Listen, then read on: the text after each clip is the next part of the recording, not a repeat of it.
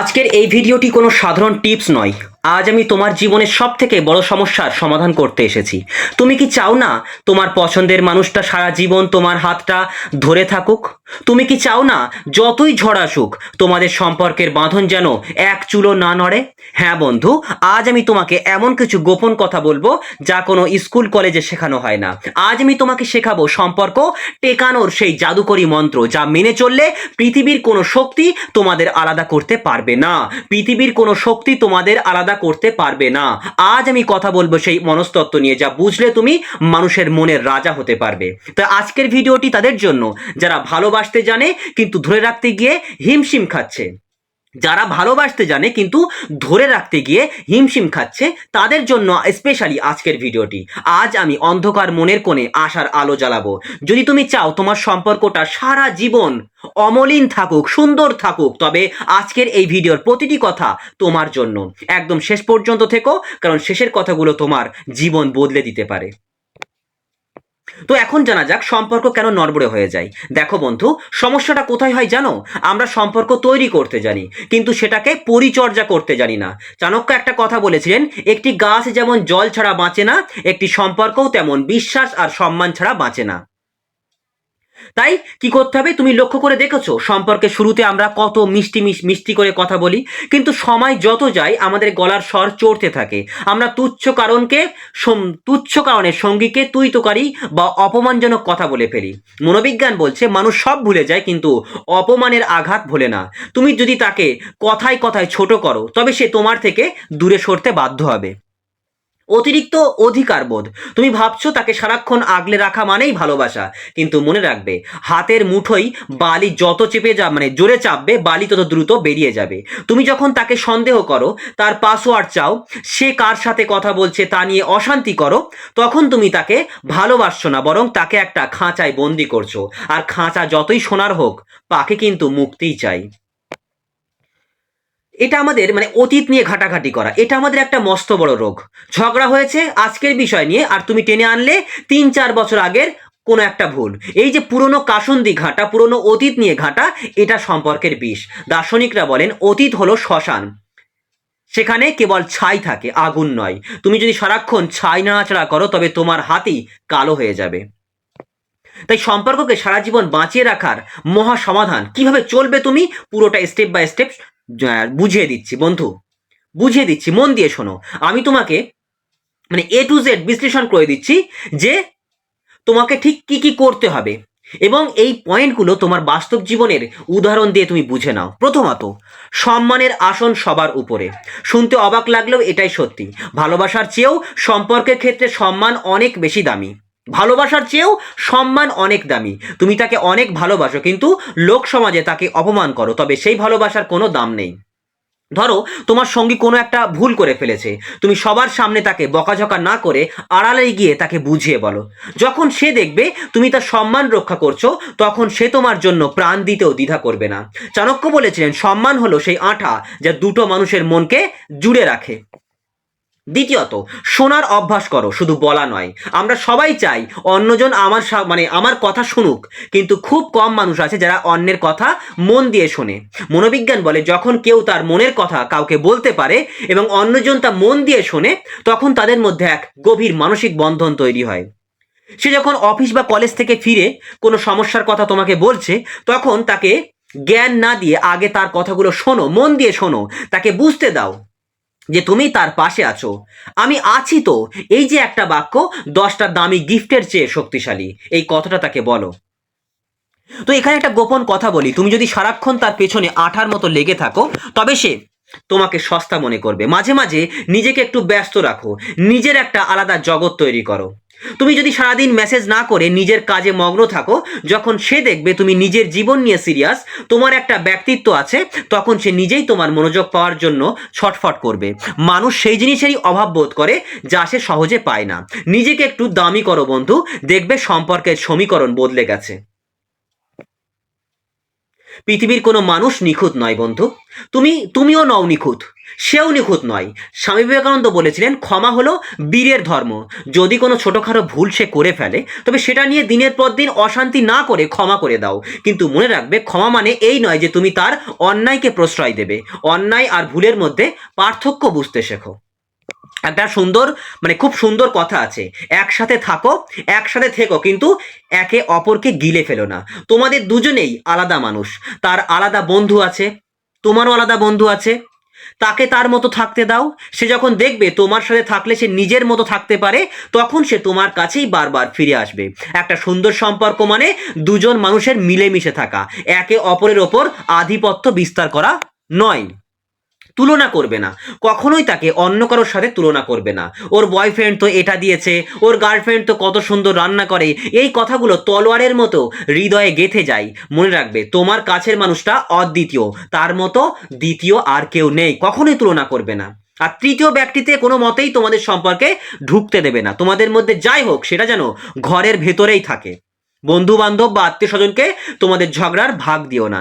তারা সমাধান নয়, বরং তামাশা দেখে বেশি ভালোবাসবে তারা। ঠিক আছে? তাই কখনোই তোমাদের সম্পর্কের সমস্যার কথা অন্য কাউকে বলবে না। একটা ছোট মিথ্যা 10টা সত্যকে ধামাচাপা দিতে পারে। বিশ্বাস একবার ভাঙলে সেটা জোড়া লাগানো যায় না। তাই কখনোই তার সঙ্গে মিথ্যা কথা বলো না, কখনোই মিথ্যা কথা বলো না তার সাথে। বন্ধু, তুমি কি জানো, একটা সম্পর্ক ভেঙে যাওয়ার জন্য কোনো বড় কারণ লাগে না, হাজারটা ছোট ছোট অবহেলায় যথেষ্ট। চাণক্য বলেছিলেন, একটি ক্ষুদ্র ছিদ্র যেমন বিশাল জাহাজকে ডুবিয়ে দিতে পারে, তেমনি ছোট ছোট অবহেলা একটি মজবুত সম্পর্ককে ধ্বংস করে দিতে পারে। মানুষ সব থেকে বড় ভুল কোথায় করে জানো? তারা তার ইগো আর আত্মসম্মানের পার্থক্য বোঝে না।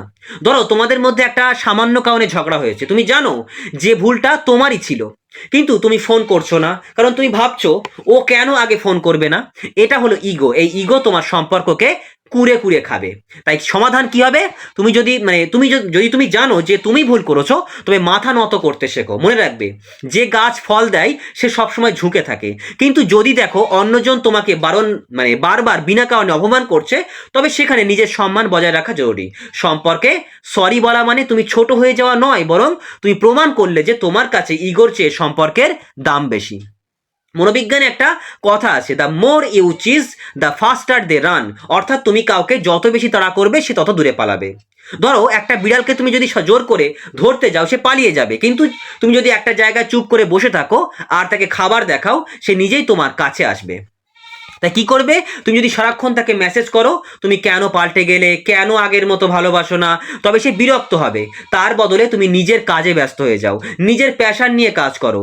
সে যখন দেখবে যে তুমি তাকে ছাড়াও দিব্যি হাসি খুশি আছো, তার অবচেতন মন তাকে তাড়না দেবে তোমার কাছে ফেরার জন্য।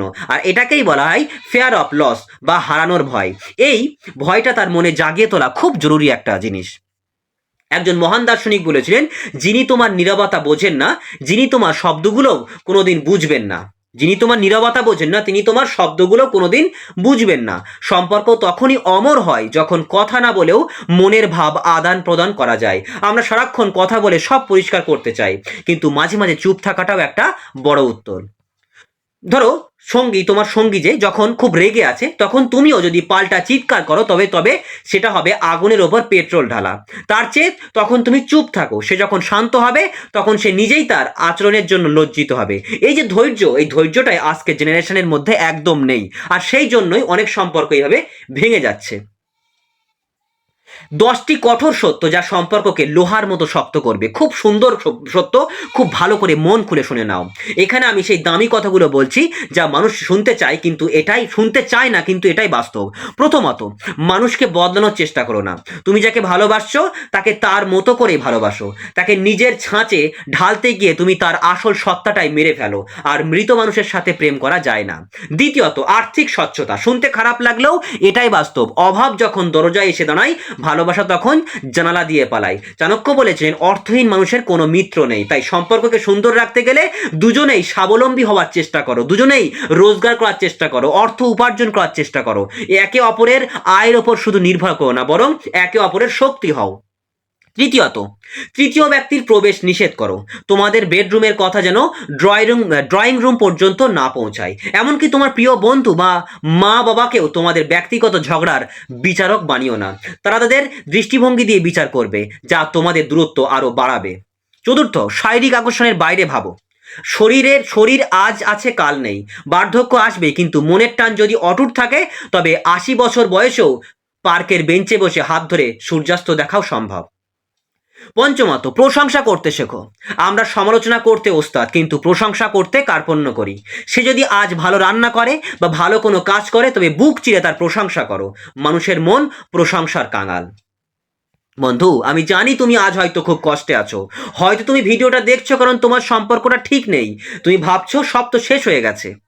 না বন্ধু, কিছুই শেষ হয়নি। গৌতম বুদ্ধ বলেছিলেন, তুমি তোমার রাগের জন্য শাস্তি পাবে না, বরং তোমার রাগই তোমাকে শাস্তি দেবে। আজ থেকে মনের সব ঘৃণা, সব অভিযোগ ঝেড়ে ফেলো। তুমি যদি সত্যিই চাও সম্পর্কটা ঠিক হোক, তবে আজ থেকে নতুন করে শুরু করো। অতীতে সে কি করেছে বা তুমি কি করেছো তা ভুলে যাও, বর্তমানকে আঁকড়ে ধরো। বা একটা বাস্তব উদাহরণ দিই, একটা ভাঙা হারমোনিয়ামকেও যদি দক্ষ কারিগর ঠিক করে তবে সেখান থেকেও সুন্দর সুর বেরোয়। তোমার সম্পর্কটাও ঠিক তেমনই। একটু ভালোবাসা, একটু ধৈর্য আর অনেকটা সম্মানের প্রলেপ দিলে সব সম্পর্ক ঠিক হয়ে যায় বা ঠিক হয়ে যাবে। তো ভিডিওর শেষে এসে আমি শুধু একটা কথাই বলতে চাই, যে লিখেও দিতে পারি আমি, যে সম্পর্ক টিকিয়ে রাখার যে দুজনার মনে থাকে সেই সম্পর্ক মহাকালও ভাঙতে পারে না। কি বললাম? যে সম্পর্কটা টিকিয়ে রাখার জেদ দুজনের মনে থাকে সেই সম্পর্ক মহাকালও ভাঙতে পারে না। তুমি কি জানো আসল জয়ীকে? আসল জয়ী সে নয় যে 1 ডজন মানুষের সাথে প্রেম করেছে। আসল জয়ী তো সে যে একজন মানুষের সাথেই 1000টা ঝড় সামলে সারা জীবন কাটিয়ে দিয়েছে। আজ বাড়ি ফিরে আয়নার সামনে দাঁড়াও, নিজেকে প্রশ্ন করো, আমি কি আমার সেরাটা দিয়েছি? যদি উত্তর আসে হ্যাঁ, তবে চিন্তা করো না, প্রকৃতি তোমার সাথে কোনোদিন অন্যায় করবে না। তোমার ভালোবাসা যদি খাঁটি হয় তবে সেই মানুষটা তোমার কাছে ফিরবেই। আর যদি না ফেরে তবে বুঝবে বিধাতা তোমার জন্য আরো বড় কিছু লিখে রেখেছেন। যাও বন্ধু, আজ থেকে অভিযোগ করা বন্ধ করো, কান্না থামাও, নিজের জীবনকে এমনভাবে সাজাও যেন তোমাকে ছেড়ে যাওয়ার জন্য সে আজীবন আফসোস করে।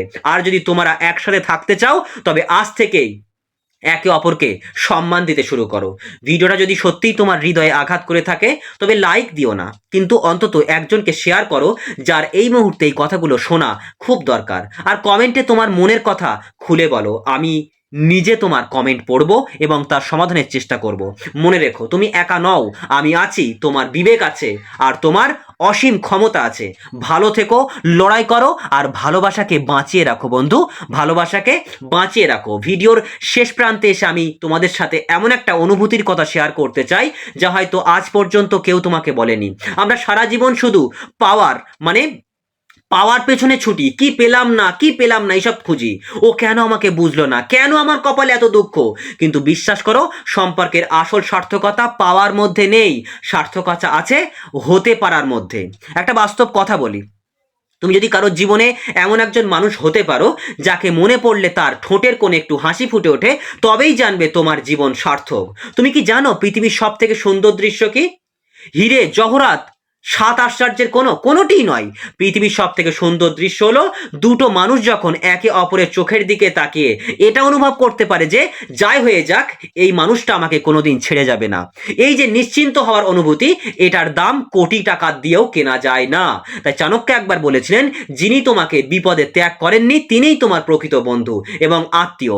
আমি আজ তোমাদের একটা গোপন কথা বলি, সম্পর্ক কোনোদিন মরে যায় না যদি তুমি তার ভেতরে প্রতিদিন একটু একটু করে শ্রদ্ধা আর কৃতজ্ঞতার জল ঢালতে পারো।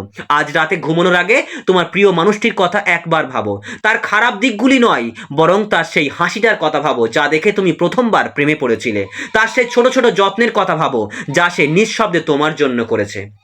পরিশেষে আমার এই একটি কথা মনে রেখো বন্ধু, সম্পর্ক হলো একটি কাঁচের মন্দিরের মতো, একবার ভেঙে গেলে জোড়া লাগানো কঠিন, কিন্তু যদি তুমি সেটাকে যত্ন করে পরিষ্কার রাখো তবে সেই মন্দির থেকেই তুমি তোমার জীবনের সব থেকে বড় শান্তি খুঁজে পাবে। জীবনটা খুব ছোট বন্ধু, আজ আছে কাল নেই। এইটুকু জীবনে ঘৃণা বা অভিমানের কোণে মানে কোনো জায়গা দিও না, বা কোনো জায়গা নেই। মানুষকে ভালোবাসতে শেখো, মানুষকে আপন করে নিতে শেখো। আজ এই ভিডিওটি দেখার পর যদি তোমার মনে হয় তুমি কারোর সাথে অন্যায় করছো, তবে ছোট হয়ে যাওয়ার ভয় মানে না করে আজই তাকে একটা মেসেজ করো।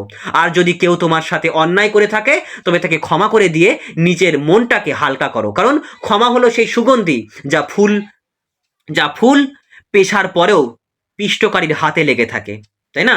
আজ এই জার্নিটা যদি তোমার হৃদয় ছুঁয়ে গিয়ে থাকে, তবে আমি মনে করব আমার এই প্রচেষ্টা, আমার এই পরিশ্রম সার্থক। আমি জানি তুমিও পারবে তোমাদের সম্পর্ককে আগলে রাখতে, তুমিও পারবে আবার নতুন করে হাসতে। তোমার মনের অন্ধকার কেটে যাক, তোমার জীবনে আশার আলো জ্বলে উঠুক, এই কামনাই করি। খুব ভালো থেকো বন্ধু, খুব ভালো থেকো। তোমরা দুজনে খুব ভালো থেকো, খুব শান্তিতে থেকো, দুজনেই খুব শান্তিতে থাকো। দেখা হবে আবার অন্য কোনো দিন, অন্য কোনো জীবন বদলানোর গল্পে। আজকের মতো বিদায় নিলাম। তোমরা সবাই দুজন দুজনের খেয়াল রেখো, দুজন দুজনকে আগলে রেখো, ভালোবাসায় বেঁচো।